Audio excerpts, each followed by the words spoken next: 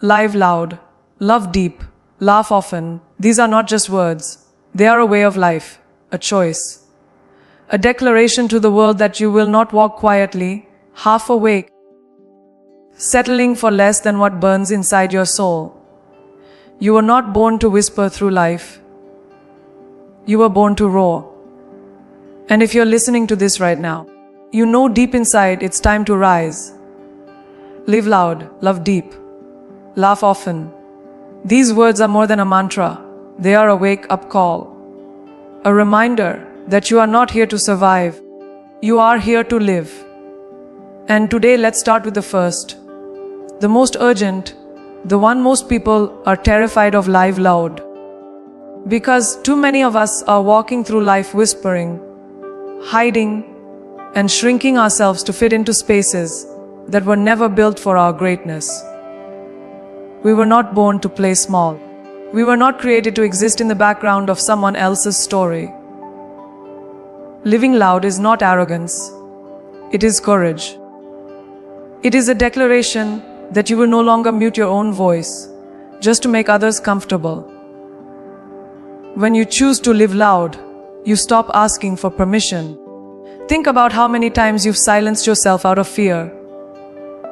Fear of judgment, fear of rejection, fear of failure. How many opportunities slipped away because you thought, what if they don't like me? What if I'm not good enough? But here's the truth. No one who ever changed this world played it safe. No one who ever left a mark waited for approval. The dreamers, the rebels, the visionaries, they were loud.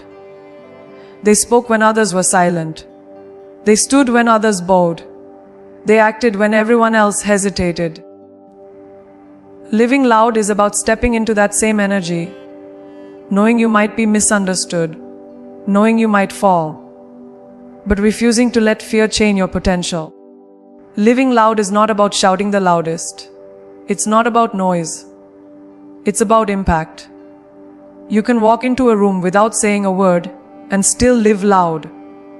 It's in your presence, your confidence, your authenticity. It's choosing to show the world exactly who you are without filters, without masks, without shrinking your truth. When you walk through life unapologetically aligned with your purpose, you send out a signal, a frequency that others cannot ignore. People remember how you made them feel, and when you live loud, they feel your energy long after you've left the room. That's the kind of power that can't be taught, only embraced. But living loud comes with resistance. There will always be people who try to dim your light, who tell you you're too much, too ambitious, too confident. Don't fall for it. Those words are not about you, they're about them. They reflect their own limitations, not yours. The world has conditioned too many to play small, to settle, to silence themselves just to avoid rocking the boat. But boats are meant to move. You weren't created to float. You were created to sail, to crash through waves, to set your own course. So when someone tells you to tone it down, remember this: you were not given a voice to stay silent. You were given a voice to be heard. Living loud also means living with intention. It's not just about what you say, it's about how you live. Every choice you make is either amplifying your life or muting it. Are you chasing dreams that scare you? Are you pursuing passions that set your soul on fire? Or are you living on autopilot, repeating days, mistaking existence for life? Living loud demands you break the cycle. It demands you stop waiting for someday and realize that someday is today. Every second you hold back is a second wasted. A second stolen by fear. A second you'll never get back. And when the final chapter of your life is written, do you want it to read like a whisper or like a roar? Here's the unshakable truth: living loud is not just about you. It's about the lives you touch, the people you inspire, the impact you leave behind. When you live fully, you give others permission to do the same. When you refuse to shrink, you ignite courage in those still hiding. Your voice becomes a catalyst. Your choices become a spark. Your presence becomes a reminder that it's possible to break free, to rise higher, to claim more. Living loud is legacy in motion. It echoes through generations, carrying your fire long after you're gone. So live loud. Don't just exist, ignite. Don't just speak, resonate. Don't just move, leave a mark. Your life is not meant to be a background sound. It is meant to be a symphony. The world doesn't need your silence. It needs your roar. Love deep. These two words hold a power that most people overlook. We live in a world that has redefined love into something shallow, temporary, and disposable. People confuse attention with love, validation with love, convenience with love. But real love is deeper than words, stronger than circumstances, and unshakable in the face of storms. To love deep means to move past the surface, past the easy moments, past the temporary high of attraction, and choose connection that transforms, heals, and endures. It is not the kind of love that bends when tested. It is the kind of love that grows stronger under pressure. And the truth is, most people are terrified of it because deep love requires vulnerability, and vulnerability requires courage. When you choose to love deep, you risk being broken. You risk disappointment, heartbreak, and loss. And that's why most people stay on the surface, because it feels safer. But a safe life is not a full life. Think about it: the moments that shape us, the memories we carry, the experiences that bring meaning, are always tied to love that went beyond convenience. Love deep means you show up even when it's not easy. It means you fight for people, not because it's comfortable, but because they matter. It's in those moments, the late night conversations, the sacrifices no one sees, the quiet forgiveness after pain, that deep love proves its worth. If you've ever been loved deeply, it's unforgettable, it's rare, it's priceless. But loving deep doesn't stop with others, it starts with you. How many of us give love away so freely to others, but withhold it from ourselves? We criticize ourselves, punish ourselves, abandon ourselves in ways we'd never do to someone we care about. And then we wonder why our relationships feel empty. Loving deep means honoring yourself first, valuing your time, protecting your heart, treating your soul like it matters. Because when you fill yourself with love, you don't depend on others to complete you. You enter relationships not as a half searching for another half, but as a whole, ready to build something extraordinary. Loving deep starts with self-respect, and self-respect builds the foundation for every connection in your life. To love deep also means to forgive deep. And forgiveness does not mean weakness. It means freedom. Holding on to anger, resentment, and betrayal doesn't punish the other person. It chains you. Deep love understands that forgiveness isn't about forgetting. It's about releasing. It's about saying, "You no longer control my peace." Forgiving deeply allows you to move forward without bitterness poisoning your spirit. It doesn't excuse the pain you endured, but it gives you the power to rise above it. And when you love deep enough to forgive, you reclaim your strength. You show that your capacity to love is greater than any wound inflicted on you. But let's be clear, loving deep doesn't mean tolerating toxicity.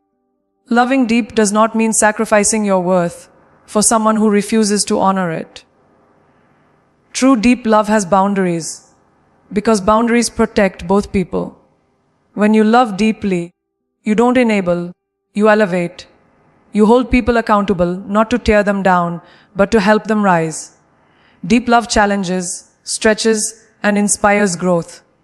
It says, I see more in you, and I won't let you settle. That kind of love transforms people. That kind of love changes families, friendships, communities. Deep love is not about attachment. It's about expansion.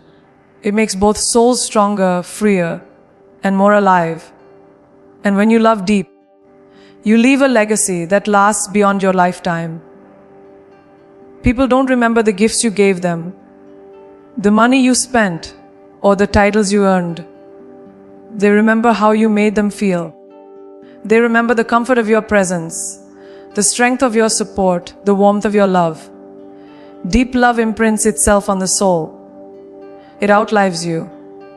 Every act of love, every sacrifice, every moment of compassion becomes part of your story, and your story continues through every life you've touched. That is the immortality of love. So love deep. Don't settle for shallow connections or empty words. Love so deeply that your presence heals, your actions inspire, and your heart becomes unforgettable. Because when you love deep, you don't just live, you become eternal. Laugh often. These two words might sound simple, even light-hearted, but they are anything but shallow. In a world that constantly weighs you down with responsibility, expectation, and struggle, laughter becomes more than a reaction. It becomes survival. It becomes rebellion against the heaviness of life. Laughter is proof that even in the darkest moments, the human spirit refuses to break. It's not about ignoring reality. It's about rising above it. To laugh often means to carry joy as a weapon, to use it as armor, to remind yourself that pain may visit, but it will never define you. Laughter is freedom in a world that thrives on stress, fear, and pressure. And yet, so many of us forget to embrace it. Think about how rare laughter has become in the lives of many. People walk through their days with tension etched on their faces, weighed down by the past or consumed by the future. They've convinced themselves that happiness is a luxury reserved for later. After the job, after the money, after the success. But later never comes. The truth is, laughter is not a reward. It is fuel. It's the thing that carries you through the challenges, not something you wait for once the challenges are over. The people who laugh often aren't naive. They're not blind to pain. They simply refuse to surrender to it. They've discovered a secret. You cannot control every storm, but you can choose how you weather it. Laughter is resilience. Every time you laugh in the middle of chaos, you declare that your spirit is stronger than your circumstances. You've probably been through moments so heavy that you thought you'd never smile again. And yet, one unexpected laugh broke through, even if just for a second. That laugh didn't erase your pain, but it reminded you that you were still alive, that you still had fight left in you. Laughing often is not about being careless, it's about being powerful. Because when you laugh, you prove that life may bruise you, but it will never own you. You prove that you can bend without breaking, stumble without surrendering, fall without losing your spark. And laughter is connection. It's the bridge that unites people across differences, across pain, across distance. You can sit with a stranger, share a laugh, and suddenly you're not strangers anymore. You can be in the middle of heartbreak, hear the laughter of someone you love, and for a moment the world feels lighter. Laughter breaks walls, heals wounds, and creates bonds that nothing else can. It's a universal language that cuts through division and speaks directly to the soul. To laugh often means to connect often, to yourself, to others, to the beauty of life. It reminds us that despite our struggles, we are not alone. But here's the truth: to laugh often, you must release control. You cannot laugh deeply while clinging to perfection, while obsessing over outcomes, while fearing judgment. Laughter requires surrender. It requires that you let go of your pride long enough to be human. It requires that you stop taking life so seriously that you forget it was meant to be lived, not endured. The people who laugh often are not the ones with the easiest lives. They are the ones who refuse to let hardship harden them. They understand that joy is not found in the absence of struggle, but in the choice to rise above it. So laugh often. Laugh when life doesn't go as planned. Laugh when the world tells you to cry. Laugh not because everything is perfect, but because nothing can steal your joy without your permission. Laugh with others. Laugh with yourself. Laugh in moments that don't even make sense, because that laughter is strength. It's healing.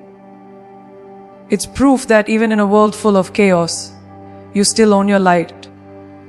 Laugh often, because laughter is not just an escape. It's a declaration that no matter what happens, your spirit will always rise higher than the storm. Embrace risk. These words strike fear into most people, but they also hold the key to freedom. The truth is, everything meaningful in life requires risk. Every dream, every breakthrough, every transformation demands you step into the unknown. Yet, most people spend their lives running from risk, chasing comfort, hiding behind security. They convince themselves they're being practical, when in reality, they're being paralyzed. Playing it safe might protect you from failure, but it will also rob you of greatness. Comfort zones are beautiful prisons. You feel safe inside them, but nothing grows there. To embrace risk is to choose growth over stagnation, courage over fear, and possibility over regret. Think about every person who has ever inspired you. Every leader, every visionary, every creator you admire. They were all risk takers. They didn't wait until the path was clear. They carved it themselves. They didn't ask, "What if I fail?" They asked, "What if I succeed? What if this changes everything?" Embracing risk is not about being reckless. It's about being brave enough to step forward despite uncertainty. If you wait for guarantees, you will wait forever. The future doesn't belong to those who hesitate. It belongs to those who leap. And sometimes, that leap is the only thing standing between the life you're living and the life you've been dreaming of. But risk is not just external, it's internal. It's not only about launching a business, moving to a new city, or starting something new. It's about risking vulnerability, risking rejection, risking authenticity. To show the world who you truly are is the greatest risk of all. Because people might not accept you. They might misunderstand you. They might even turn against you. But here's the truth. If you never risk showing up as your authentic self, you will live a life that is not even yours. Embracing risk means daring to be real in a world full of masks. It means betting on yourself, even when no one else does. And that kind of risk is always worth it. Of course, risk comes with failure. But failure is not the enemy, fear is. Every risk carries the possibility of falling, but every fall carries the possibility of rising stronger. Failure teaches, molds, and sharpens you. It's not the opposite of success. It's the foundation of it. The people who succeed are not the ones who never fail. They are the ones who risked enough to fail and still chose to keep going. Every scar you earn along the way is proof that you dared, that you lived, that you fought for something bigger than safety. Embracing risk is embracing failure as part of the journey, not as the end of it. And here's the paradox: the biggest risk in life is not taking risk at all. When you play it safe, you don't avoid pain, you invite it. The pain of regret is always heavier than the pain of failure. Regret whispers in your ear when the opportunity is gone, when the time has passed, when the chance is no longer yours to take. Years from now, you won't remember the failures that embarrassed you, but you will remember the chances you didn't take. You'll remember the moments you stayed silent, the dreams you didn't chase, the life you didn't live. That is the true danger of avoiding risk. It guarantees regret. So embrace risk. Step into the unknown with your head high and your heart on fire. Take the leap not because you are fearless, but because you refuse to let fear dictate your story. Risk rejection, risk failure, risk being misunderstood. Because every risk you take brings you closer to your truth. Embrace risk. Because a life without risk is not a life at all. It is a slow death. And you were not born to die quietly. You were born to live boldly, to dare greatly, to risk everything for a life that sets your soul on fire. Protect your energy. These three words might be the difference between a life of power and a life of exhaustion. Every single day, you wake up with a limited supply of energy. Where you place it, who you give it to, and what you allow into your space determines not just how you feel, but who you become. Yet most people treat their energy carelessly. They give it away to people who drain them, to distractions that weaken them, to negativity that poisons them. Protecting your energy is not selfish. It's survival. It's the realization that you cannot fight battles, chase dreams, or live with purpose if your soul is constantly being emptied by things that don't deserve you. The truth is, energy is contagious. Spend enough time around someone full of doubt, fear, and bitterness, and you will feel it creep into you. Their negativity becomes your weight. Their small-mindedness becomes your ceiling. And before you even realize it, your fire dims, your passion weakens, your focus scatters. Protecting your energy means recognizing this early and drawing a line. You are not obligated to absorb the poison of those around you. You are not required to carry their baggage on your shoulders. Sometimes the most powerful act of love, for yourself and for them, is distance. Because you cannot save anyone if you are drowning in their chaos. But protecting your energy is not just about avoiding toxic people. It's about choosing the right people. Your circle is your mirror. The voices you surround yourself with shape your vision, your belief, your courage. If you want to grow, you cannot spend your days with people who only know how to shrink. If you want to live loud, love deep, and laugh often, you need to walk with people who lift you higher, not drag you lower. Protecting your energy is about deliberately curating your environment. Choosing relationships, conversations, and spaces that feed your spirit instead of starving it. Because the company you keep will either sharpen your blade or dull it into uselessness. Protecting your energy also means mastering your focus. Every notification, every distraction, every demand on your time is a thief. And the worst thieves are the ones you let in willingly. Energy leaks don't always come from people. They come from habits. Endless scrolling, comparing yourself to others, overthinking, procrastinating. These are the silent killers of your energy. Protecting yourself means cutting them off before they drain you dry. It means choosing silence over noise, purpose over distraction, creation over consumption. Because where your attention goes, your energy flows, and what you feed will grow. And don't forget, protecting your energy also means protecting your inner voice. The most dangerous enemy is not outside of you. It's inside your head.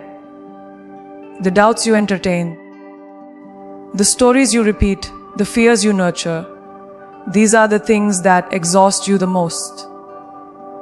You cannot walk boldly into the world if you're constantly at war with yourself.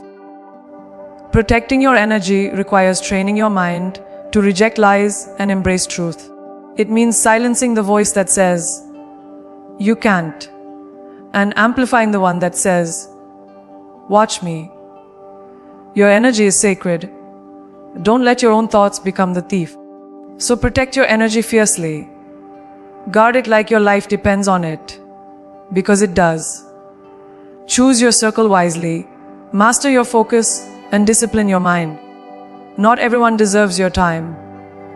Not everything deserves your attention. Not every thought deserves to live in your head. Protect your energy, because it is the foundation of your strength, the fuel for your